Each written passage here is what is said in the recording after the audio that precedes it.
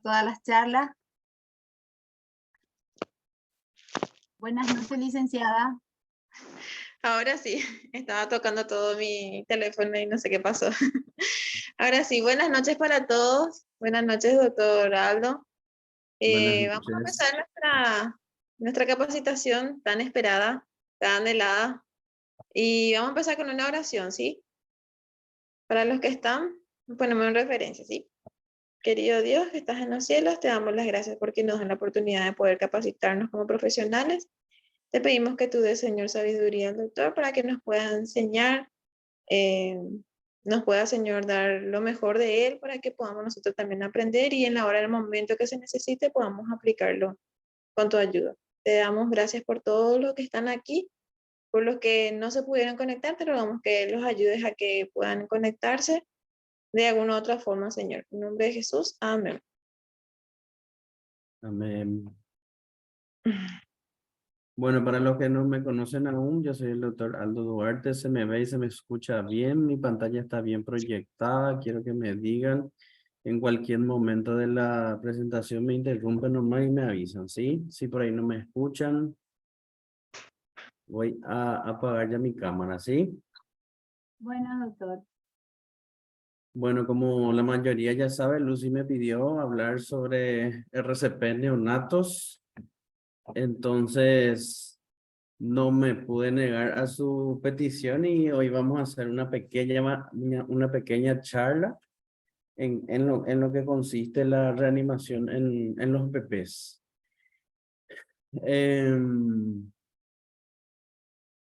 Así como les dije, quiero que me avisen nomás si por ahí no me escuchan bien, porque solamente estoy usando el micrófono en la computadora y a veces el internet puede fluctuar, ¿sí?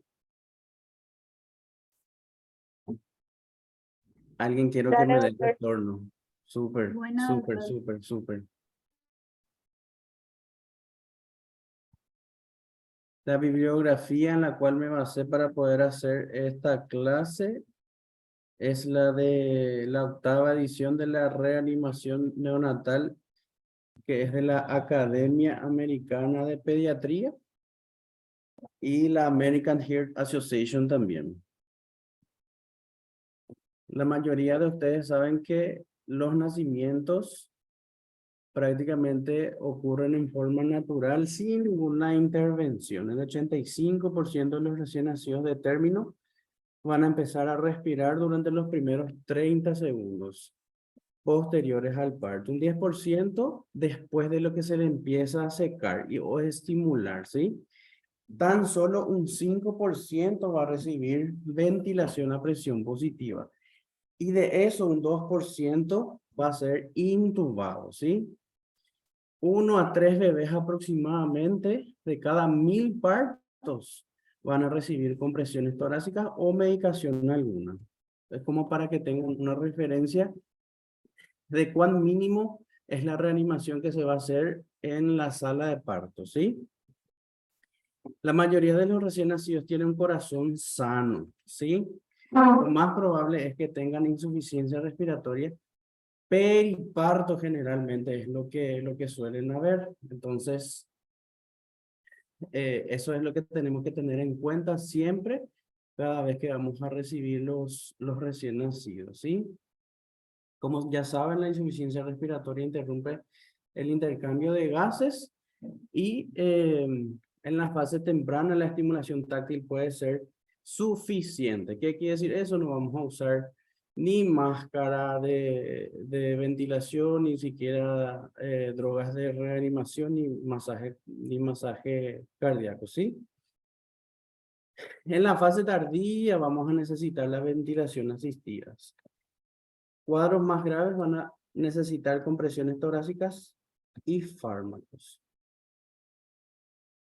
Si ustedes en la clase práctica que vamos a tener el viernes al mediodía salen aprendiendo a ventilar el recién nacido, prácticamente van a tener la clase ganada, ¿sí?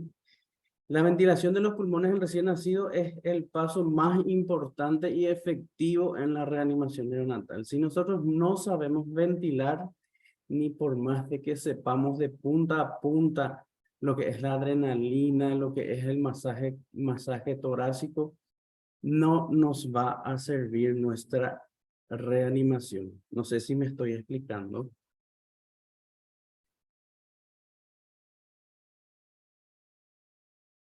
¿Alguien me da retorno? Sí, Sí, doctor. Vamos a estar Bueno, en la práctica. en la primera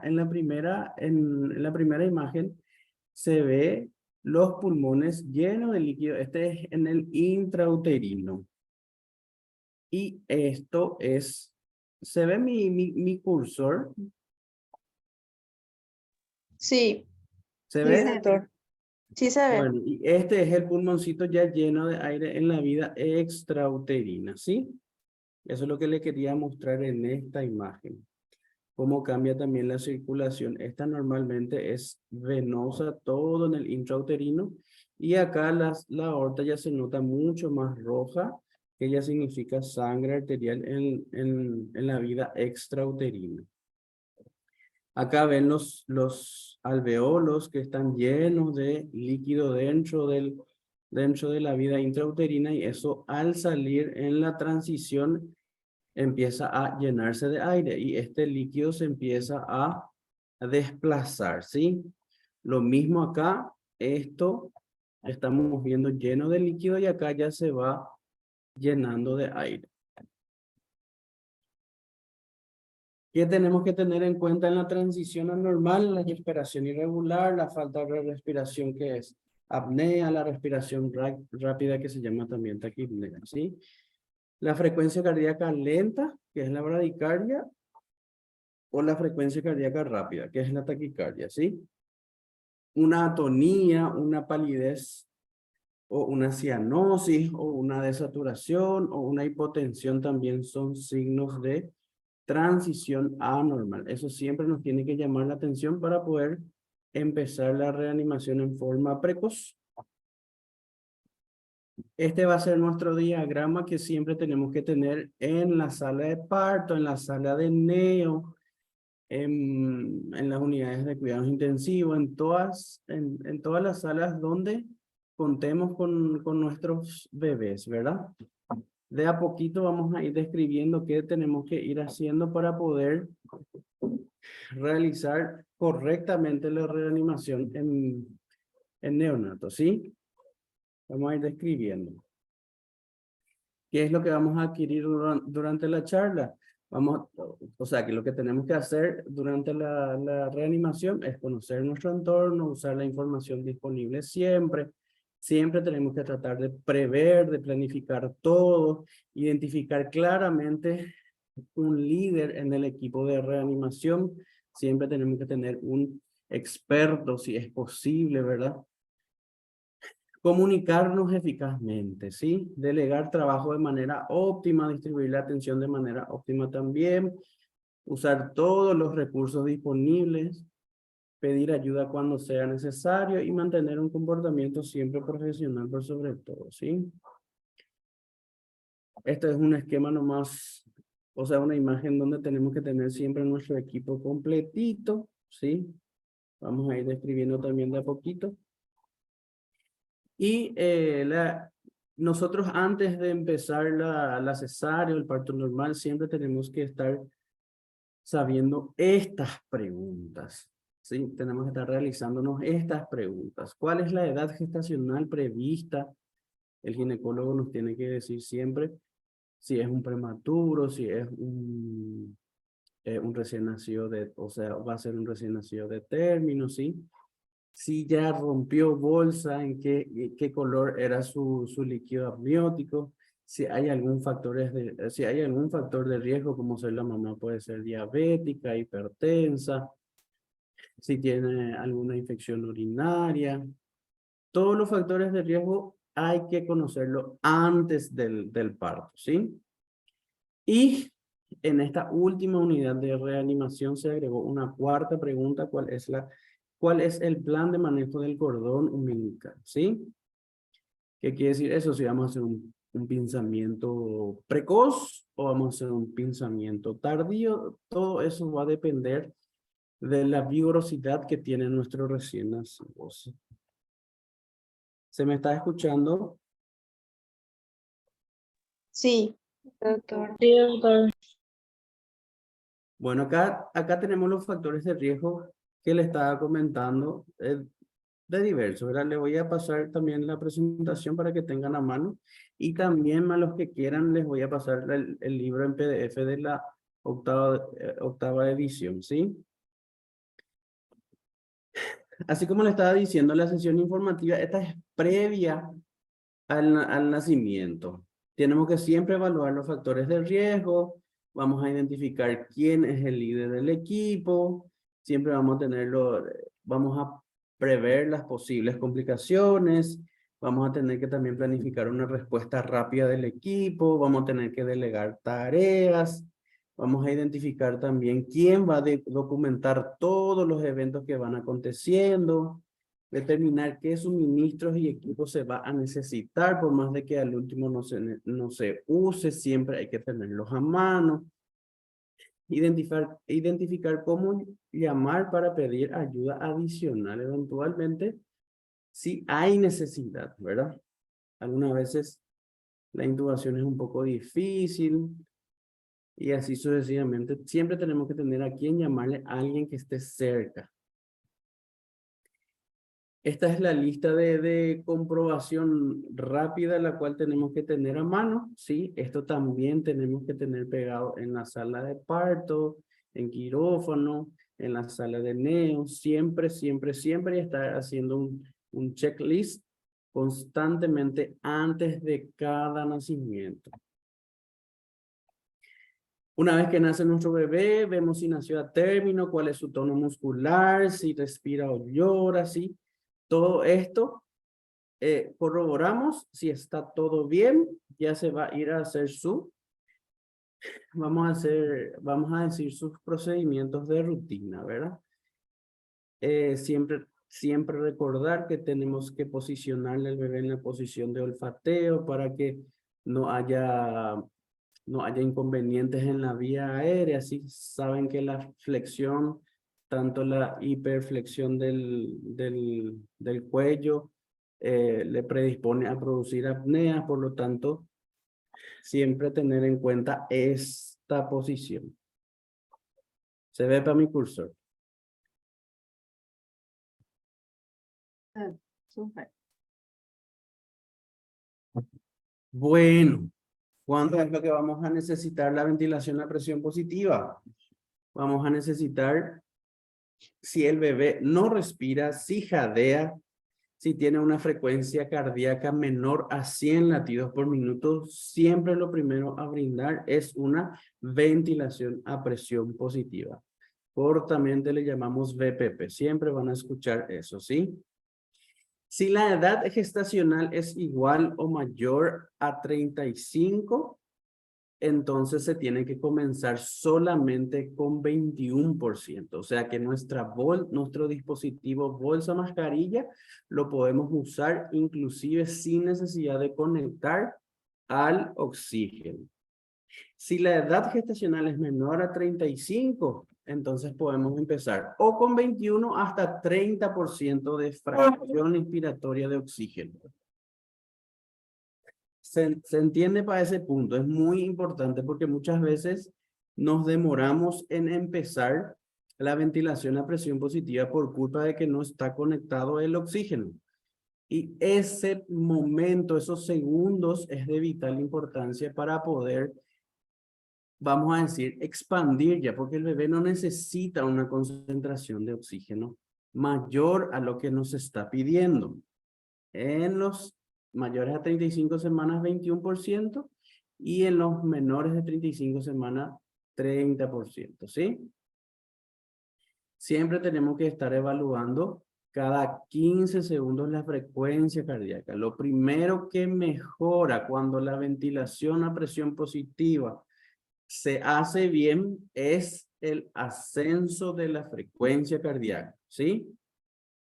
Siempre eso tienen que tener en cuenta también el primer signo, no se apuren en que aumente rápidamente la saturación. Siempre cuando empieza a aumentar la frecuencia cardíaca en la ventilación a presión positiva, signo de que nuestro oxígeno ya está penetrando bien a nivel sanguíneo, ¿sí? Si no mejora aplicar pasos correctivos, siempre vamos a estar chequeando con un NIC, vamos a estar chequeando siempre nuestros dispositivos, vamos a corroborar otra vez nuestro paso anterior, siempre vamos a estar chequeando constantemente si los pasos que hicimos bien o faltó algo que ajustar, ¿sí?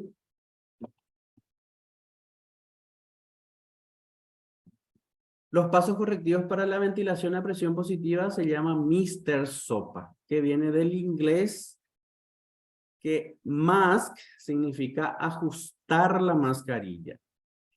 La R de Mr. significa reposición y significa cambiar la posición de la cabeza o el cuello, ¿sí? Así como les dije hace rato, siempre mantener la posición de olfateo. Ni muy flexionado, ni muy extendido, ¿sí? La S significa succión. Eso significa aspirar la boca y la nariz, ¿sí?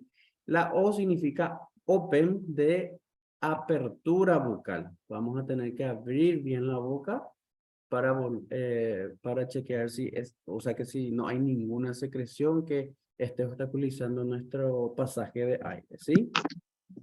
La P significa pressure, que no hay otra cosa que hacer más que aumentar un poco la presión en la cual estamos haciendo nuestra ventilación. Y la A es una vía aérea alternativa, ¿sí? Si con todo esto que ya hicimos, la frecuencia cardíaca permanece menos de 60 por 30 segundos, vamos a reevaluar y considerar una vía aérea alternativa. ¿Cuál es nuestra alternativa en la vía aérea? O es intubación o máscara laríngea, ¿sí? Administrar ventilación a presión positiva por 30 segundos si frecuencia cardíaca persiste menor de 60. Ahí recién tenemos que aumentar el FiO2 a 100% y después ya tenemos que hacer seguidamente las compresiones torácicas.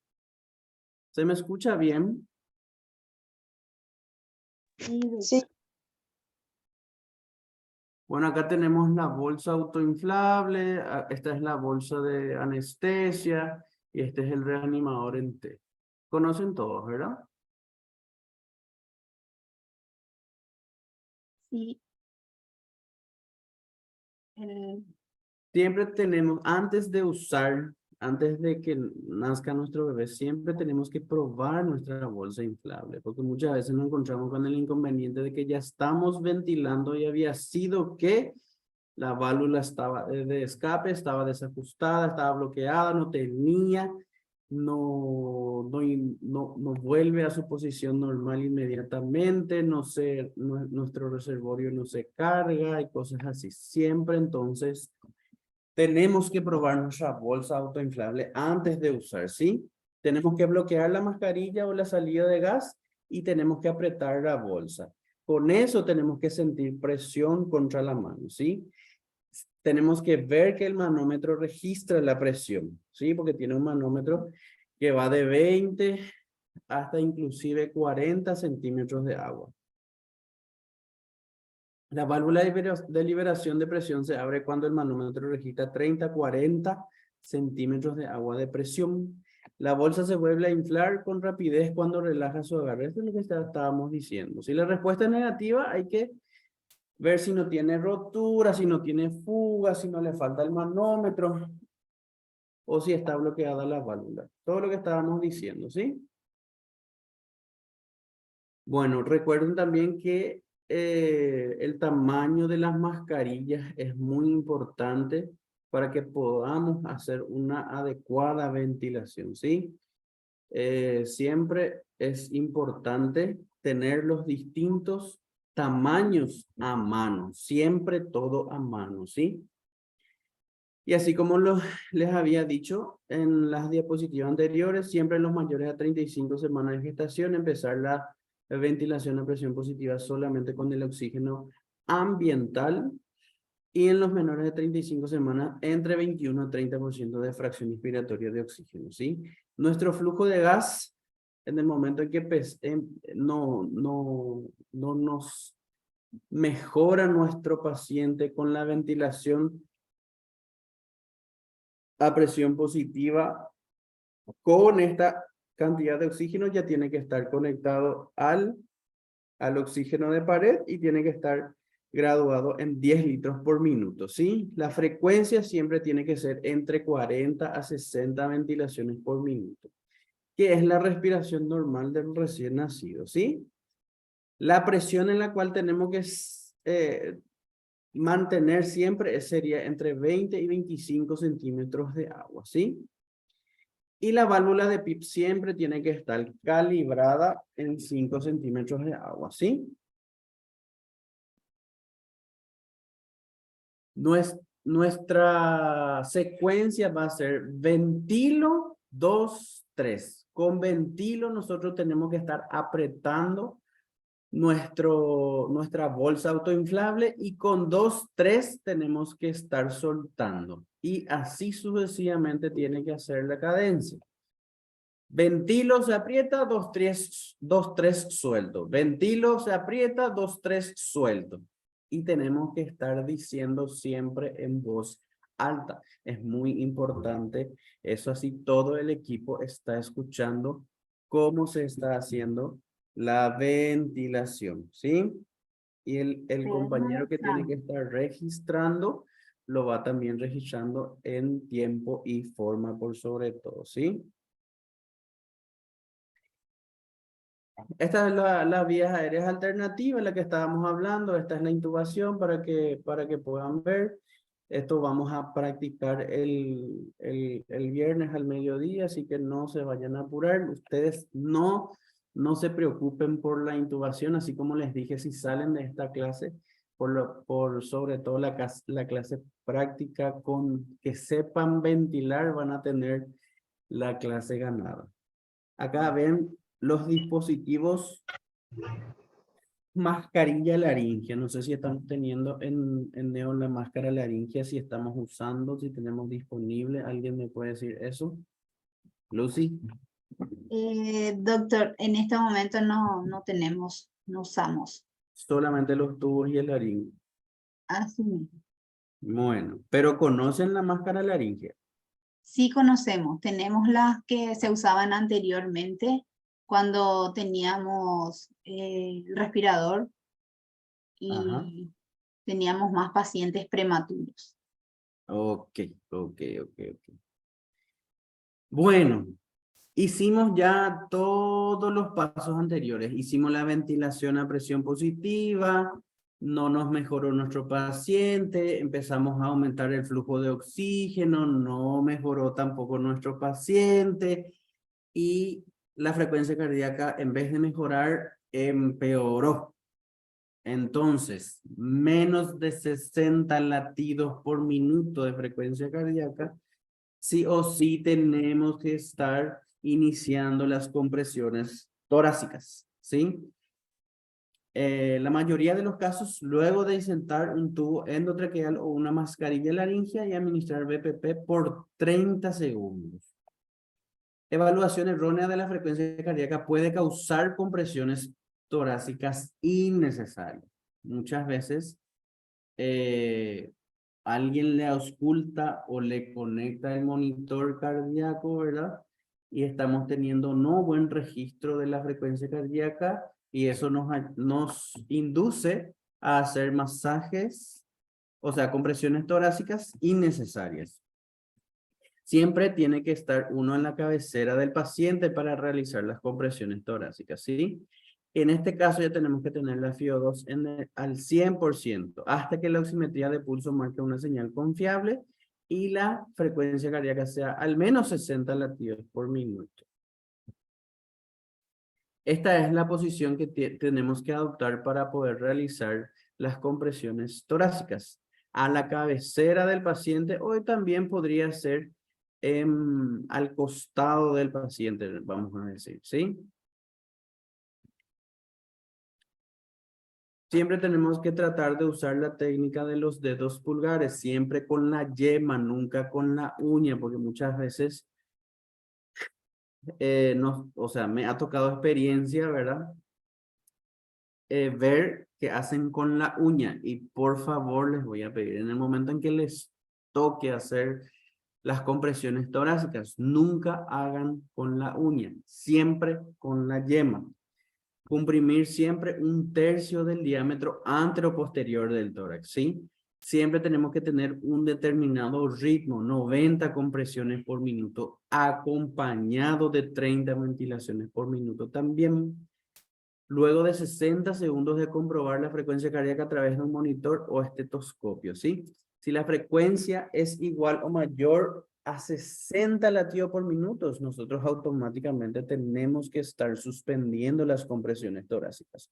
Recuerden siempre, las compresiones torácicas solamente debemos hacer si la frecuencia cardíaca es menor a 60 latidos por minuto, ¿sí? Si la frecuencia cardíaca sigue menos de 60 por minuto, luego de ventilaciones y compresiones torácicas efectivas, ahí recién entra nuestra adrenalina, ¿sí? Que ahí ya tenemos que realizar un acceso vascular de emergencia. Esta imagen es para graficar la profundidad de la compresión que tenemos que hacer, así como dijimos, 1/3 del diámetro antero-posterior. ¿Se ve mi cursor? Sí, doctor. Este es el reanimador que está en la cabecera del paciente. Este es su dedo pulgar, esta es su yema, ¿sí? Fíjense siempre. Comprime 1/3 y es donde prácticamente ya tocó el corazón hasta, indirectamente siempre le estoy hablando, ¿verdad? Hasta comprimir ese corazoncito, ¿verdad? Y acá ven cómo suelta otra vez. ¿Se nota, pa? La referencia siempre para realizar en qué punto exacto voy a realizar las compresiones torácicas, tenemos que trazar una línea entre ambas mamilas, vamos a decir, ¿sí? Ambos pezones y vamos a tener ahí el tercio inferior del esternón, en este sitio, ¿sí? Acá, por ejemplo, está haciendo ya con las uñas, nunca hagan eso. Inclusive se puede poner un pulgar, si el paciente es muy pequeñito, si es prematuro, por ejemplo, se pone un pulgar, la yema, y sobre ese mismo dedo se pone el otro dedo. ¿Me explico, pa? Sí, doctor. Sí. Bueno, una vez más acá les muestro 1/3 es la profundidad. Muchas veces algunos tienen miedo de lesionar y no oprimen lo que tiene que oprimir, ¿sí? O por el contrario, algunos exceden en la profundidad que tiene que comprimir. Y siempre tengan en cuenta, 1/3 nada más. Vamos a tener que hacer 3 compresiones rápidas y una ventilación durante un ciclo de 2 segundos. Cada 2 segundos nosotros tenemos que estar realizando 3 compresiones y una ventilación, ¿sí? Siempre se realiza con la ventilación a presión positiva coordinada, ¿sí? O sea que uno tiene que estar encargado de la ventilación y otro reanimador, vamos a decir, de las compresiones torácicas. El ritmo es rápido, ¿sí? Y esto es lo que vamos a practicar muchísimo, o tenemos que practicar muchísimo para que en la práctica nos pueda salir bien, ¿sí? 90 compresiones torácicas y 30 ventilaciones. Total 120 por minuto, eventos por minuto, ¿sí? La relación va a ser 1 y 2 y 3 y ventilo.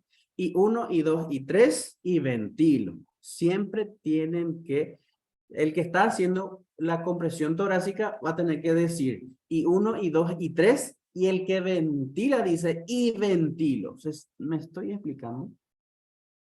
Quiero que me den retorno, por favor. Sí, doctor. Les repito, el que hace compresiones torácicas dice y 1 y 2 y 3 y el que ventila dice y ventilo. Y 1, y 2, y 3, y ventilo. ¿Sí? Eso es lo que vamos a practicar el viernes en la práctica. Para coordinar por sobre todo. ¿Se entiende? Bueno, sí. Una vez más, y 1, y 2, y 3, y ventilo. Y nuevamente repetir el ciclo. Este ciclo dura 2 segundos. Luego de 60 segundos de realizar eso, tenemos la regla mnemotécnica cardio para poder controlar si es que estamos haciendo, si la frecuencia cardíaca no está subiendo. Tenemos que controlar el movimiento torácico, tenemos que controlar nuestra vía aérea, tenemos que controlar la frecuencia, si está bien coordinado lo que estamos haciendo, tenemos que controlar la profundidad en la que estamos haciendo y el oxígeno inspirado, ¿sí? Siempre esto, si no estamos logrando después del minuto de realizar con buena coordinación, vamos a decir, las compresiones y lo que es la ventilación, recordar siempre la mnemotecnia cardio y ir chequeando. Esta es otra de las tablitas que tenemos que tener siempre pegado en la sala de parto, en la terapia y en todos los sitios donde contemos con bebés, ¿sí? La mayoría de las veces, así como vimos la cantidad de porcentajes, salen con ventilaciones. Muy pocas veces usamos compresiones y extremadamente raramente usamos la medicación. La única medicación que avala la Academia Americana de Pediatría es la adrenalina en la reanimación del neonato, ¿sí? La Academia española, la europea es la que usa bicarbonato, pero solamente en la reanimación ya tardía en el último caso, ¿sí?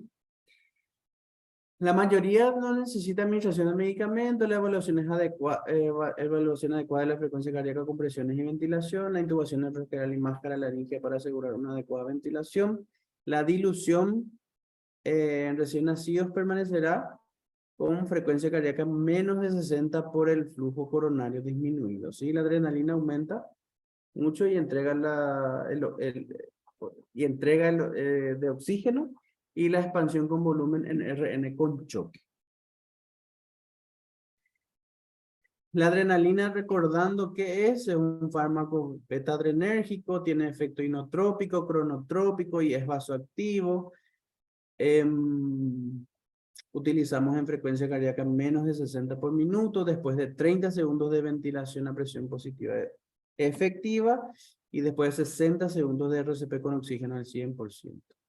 La concentración de la adrenalina es 1 en 10.000, 0,1 miligramos por ml va a quedar nuestra dilución, ¿sí?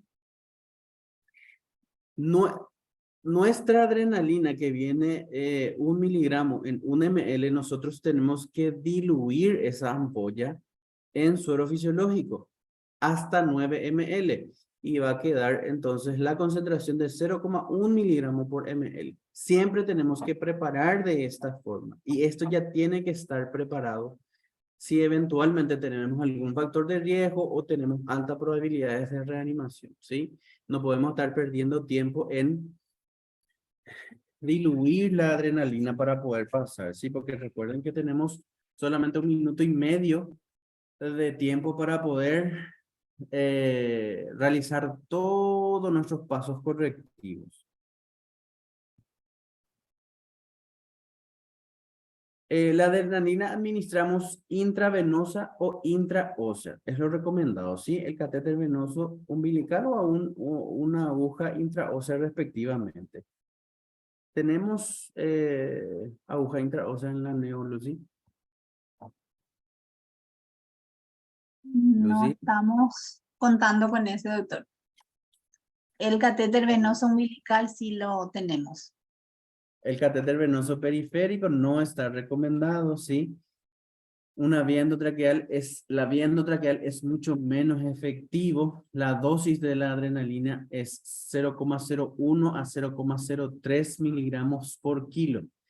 pero esto ya se está unificando y se va a quedar en 0,02 miligramos por kilo, ¿sí? Por tubo endotraqueal, la dosis es mucho mayor porque la absorción es muy errática. Es 0,05 a 1, de 0,05 a 0,1 miligramos por kilo, ¿sí? ¿Cada cuántos minutos se puede repetir la adrenalina? La adrenalina se puede repetir de 3 a 5 minutos, ¿sí? Comunicación clara y cerrada, ¿qué quiere decir eso? Que el que está emitiendo el mensaje tiene que recibir otra vez la confirmación del que está recibiendo. Por ejemplo, el líder dice administrar 0,4 ml de adrenalina intravenoso ahora. Entonces el que está encargado de administrar la adrenalina tiene que decir en voz alta: adrenalina 0,4 ml administrado ahora. Y así sucesivamente en todos los procedimientos. Eso significa comunicación clara y cerrada.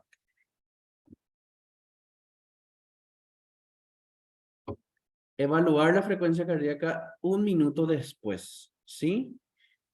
Así como les dije, siempre se tiene que administrar cada 3 minutos mínimamente y máximo es cada 5 minutos. Se puede ir incrementando la dosis. La dosis máxima es 0,03 miligramos por kilo. Si es que no está mejorando, siempre tenemos que considerar hipovolemia o neumotoras de tensión también si no hay respuesta. Bueno. A ver. En RNs que no están respondiendo, tenemos que considerar que están en shock. Entonces, lo que tenemos que usar es suero fisiológico 0,9%. Como alternativa también podemos usar el Ringer lactato, pero no hay mucha evidencia con respecto a la utilización de Ringer lactato en reanimación de neonatos. Sin embargo, con suero fisiológico sí hay muchísimos estudios que están avalando su utilización, ¿sí? En ejemplo, en hemorragia materno-fetal aguda, siempre tenemos que considerar el suero fisiológico. Choque hipovolémico, ya dijimos, sin respuesta a las maniobras anteriores. Signos de choque sin evidencia de pérdida sanguínea, sin respuesta en las maniobras de reanimación, signos de choque o una historia de pérdida sanguínea aguda también. No tenemos que administrar en forma rutinaria, ¿sí? El suero, así como le estaba diciendo, el suero recomendado es el fisiológico, el 0,9%. El Rigen lactato es una alternativa, ¿sí? Un paquete globular también, o sea, glóbulos rojos también deberíamos de tener siempre a mano, siempre O negativo en caso de urgencia, ¿sí? ¿Cuánto es la dosis? Intraósea o intravenosa es 10 mililitros por kilo. Si no mejora, tenemos que siempre repetir a los 5 a 10 minutos. En prematuros, los bolos se pueden hacer en un volumen el primer día rápido, más de 10 ml por kilo incluso. Y esto se asocia a una hemorragia intraventricular, ¿sí? Acá está la solución, que es la recomendada, el suero fisiológico. La ruta es la intravenosa o intraósea, ¿sí? La preparación siempre tenemos que tener en jeringa de 30 o de 60 ml. La dosis es 10 miligramos por kilo. La administración debe ser en 5 a 10 minutos, ¿sí? Si no hay mejora, tenemos que estar chequeando, así como les dije, si qué es lo que estábamos haciendo mal. Si hay una motora, si el catéter venoso o intraóseo necesita que se reubique, si estamos administrando bien nuestro oxígeno al 100%, si estamos coordinando bien las compresiones y la ventilación, si nuestro tubo endotraqueal está bien ubicado, ¿sí?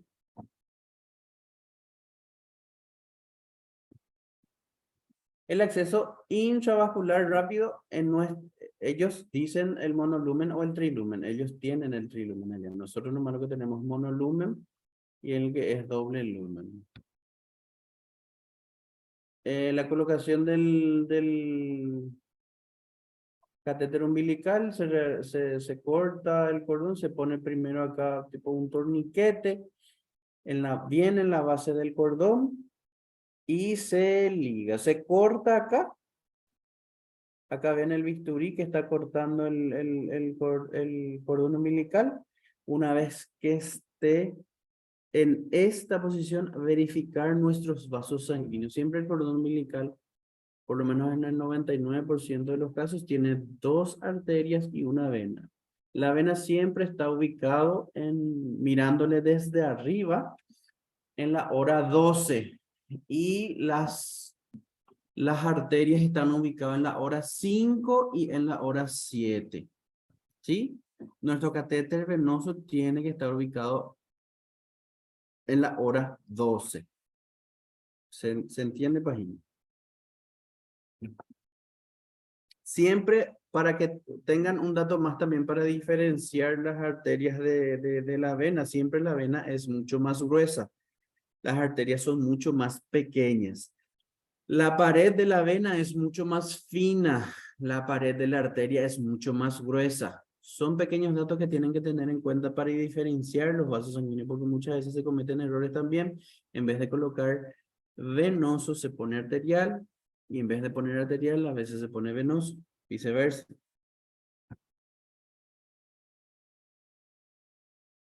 Esto es lo que le estaba comentando. Acá la flecha amarilla está indicando la posición de la vena y está en la hora 12 y las arterias, ven la pared es mucho más fina y el diámetro es mucho mayor al de las arterias. Las arterias son mucho más pequeñas que está señalando las flechas blancas pero las paredes son más gruesas. ¿Se nota? ¿Se ve? Sí, doc. Se ve. Bueno. Acá se ve ya el catéter umbilical inserto a nivel de la vena umbilical. Este ya se está utilizando el catéter umbilical, ¿sí? Acá se nota la vena y las 2 arterias. Esta es una posición correcta, ¿sí? Acá se ve una posición incorrecta del catéter umbilical. Se nota que hace acá un pequeño desvío de su trayecto. ¿Se nota? Sí, doctor. Bueno, esto ya vamos a pasar. Estas son las agujas, vamos a decir, que son intraóseas. Esto va colocado a nivel de la tuberosidad anterior de la tibia, ¿sí? Se puede colocar incluso un poco más bajo. Esto no es todavía muy socializado a nivel país. Sí, en el extranjero se está utilizando de rutina ya prácticamente, porque no se puede demorar mucho en realizar el acceso venoso. Si no tenemos un acceso venoso rápido, una vía venosa periférica, lo primero que se está usando ya es la aguja intraósea, por la rapidez y la facilidad en la que se puede colocar, ¿sí? Este es un tipo que es como una pistolita que prácticamente se clava a nivel de la tuberosidad anterior de la tibia. Y acá vemos cómo viene para poder conectar nuestra llave de 3 vías. Acá. ¿Se ve? Y acá se ve dónde está inserto, hasta dónde llega la aguja, ¿sí? En el libro está espectacular. Les voy a pasar Sí. para que puedan leer más detenidamente. Acceso intraóseo rápido. Y después de todo lo que ya hicimos, tener en cuenta los cuidados post reanimación, ¿sí? Tenemos que tener en cuenta el compromiso multiorgánico pese a los signos vitales normales, el monitoreo apropiado, valorar siempre alojamiento conjunto, eso dependiendo mucho de nuestro paciente y de qué tipo de reanimación requirió. Algunos de ellos van a requerir cuidados intermedios o muchos de ellos van a requerir cuidados intensivos. Siempre fomentar el contacto pronto con los padres, ¿sí? Cada vez se está utilizando más lo que es la reanimación del bebé con los padres en el evento. Las complicaciones que podemos tener, acá tenemos un neumotórax, podemos tener también neumonías, podemos tener fracturas, hipertensión pulmonar, hipovolemia, hipoglicemia, podemos tener también falla renal, convulsiones y apnea, ¿sí? Los cuidados post-reanimación es otra tabla que tenemos que tener siempre con las demás en la sala de partos, en la sala de neo, ¿sí? Que tenemos que tener el glucómetro y el cuidado seguro, la temperatura, la vía aérea, controlar siempre la presión arterial, hacer los exámenes de laboratorio, soporte emocional siempre para los padres, ¿sí? Bueno, traté de sintetizar lo más corto posible. Ahora vamos a ir a las preguntas.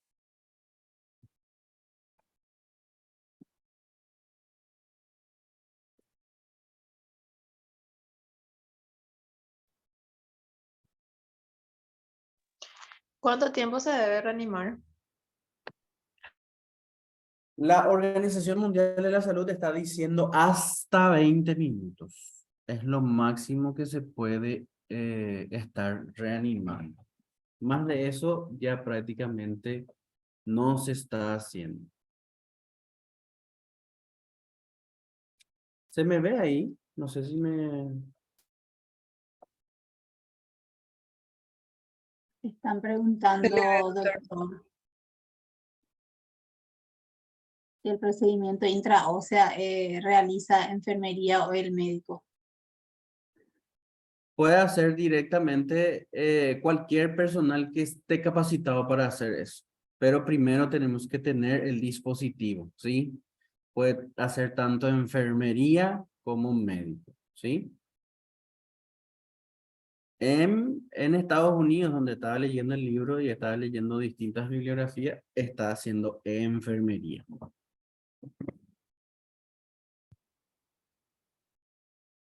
Pero eso es en país de primer mundo.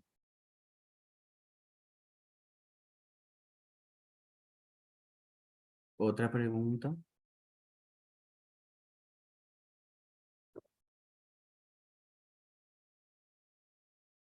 ¿Y la umbilical? La umbilical normalmente está haciendo el médico. Acá en nuestro país por lo menos está haciendo el médico. Están en los 2 centros de alta complejidad en donde estoy trabajando, por lo menos estamos haciendo nosotros. No hace enfermería. La periférica centralizada sí está haciendo enfermería. La pregunta es, ¿quién realiza, verdad? Sí, Sí. sí. Sí. La umbilical es el médico. La intubación en sí también, doctor. La intubación en sí también, así como les dije, recuerden que la intubación siempre tiene que estar haciendo un personal que esté capacitado para eso. La intubación se tiene que realizar en no más de 30 segundos, ¿sí? Es un procedimiento bastante difícil. No, nunca puede estar haciendo un personal que está iniciando recién o que está, por ejemplo, un residente, a no ser que sea una intubación programada, ¿sí? Pero una intubación en reanimación en sala de partos o en la terapia neonatal siempre tiene que ser un personal que está capacitado. No hay mucho tiempo que perder. Segundo que se están perdiendo es segundo que el cerebro se está desoxigenando.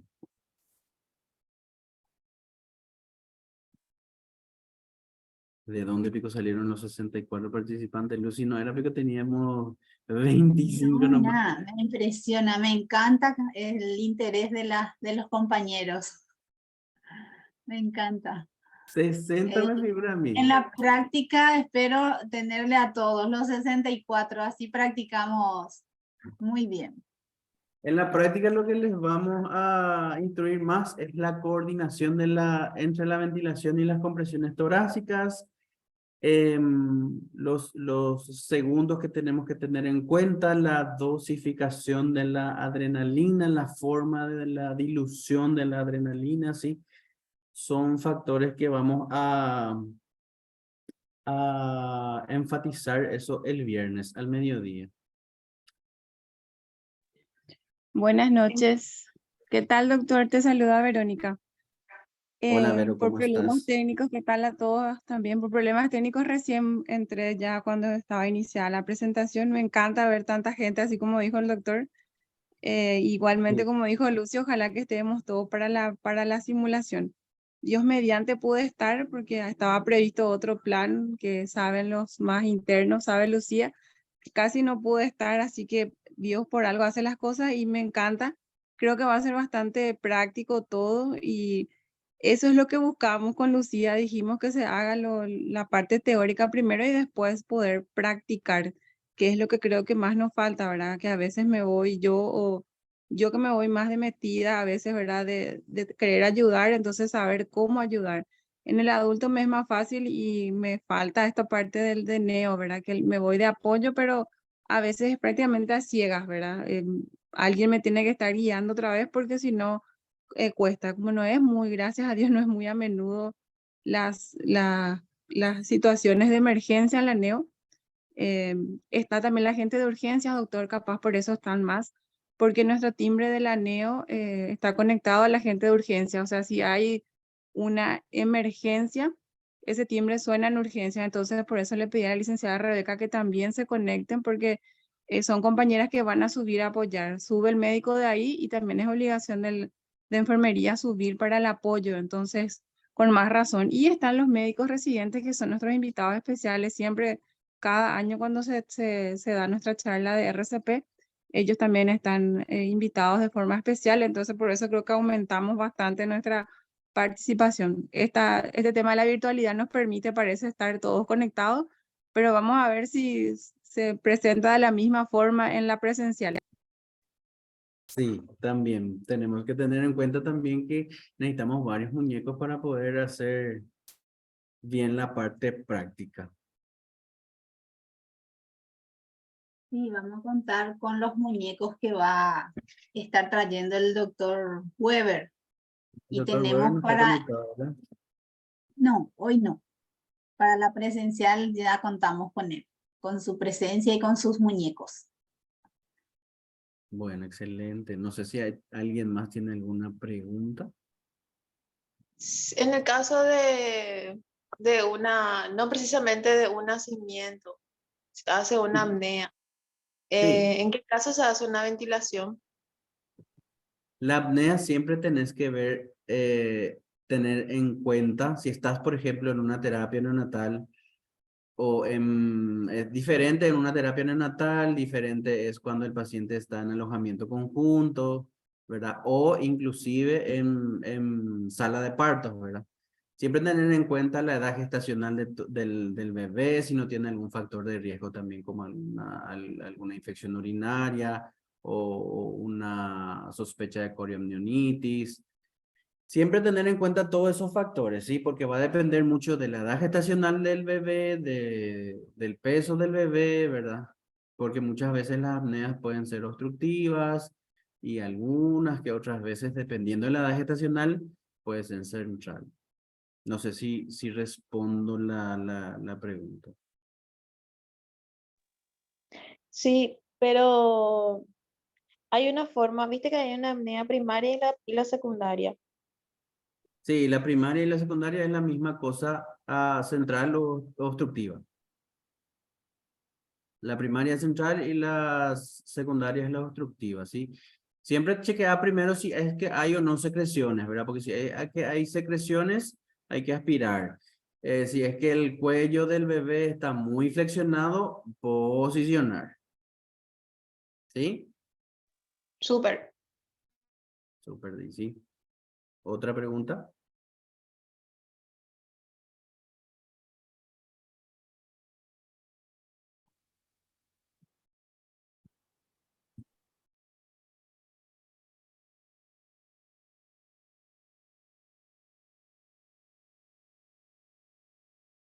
Otra pregunta, sí, preguntamos todo ya para la práctica. O si quieren también guardar sus preguntas también para la parte práctica, también vamos a estar ahí incluso con más compañeros, ¿verdad?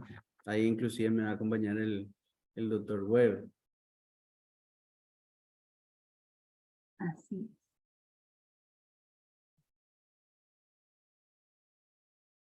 ¿Nadie más? ¿Alguna pregunta? Bueno, parece que ya preguntamos todo y ya vamos a prepararnos para ese día de práctica. Bueno, recalcando que la práctica va a ser para las 12:30. ¿Estamos de acuerdo? 12:30. Ahí nos vemos Viernes, todos.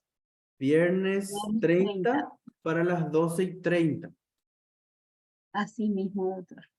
Le esperamos Acompañado de acá. un refrigerio, me dijo la compañera Lucy. Así que, Así mismo.